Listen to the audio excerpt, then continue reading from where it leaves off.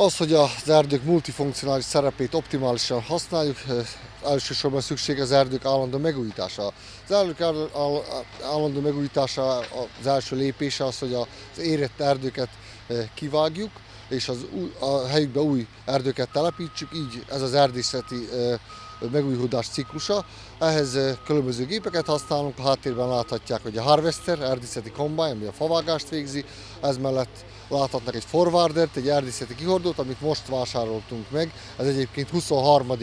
Vajdaság erdei berkein belül. Ez mellett az egész folyamat itt látható, vagyis a terep előkészítése, a faaprólék eltávolítása, mulcsolás, tárcsázás, szétvetés, lyukasztás a facsemeték elültetéséhez, valamint a facsemeték elültetése és azoknak a betemetése, így a környezetvédelmi és a gazdasági funkciókat is elsősorban elősegítsük, azzal, hogy mechanizáltuk az egész folyamatot, az így gyorsabban történik, és a több száz funkcióját az erdők optimálisabban tudják ellátni. Háttérben láthatnak még 8 éves erdőt, valamint 0 éves erdőt is.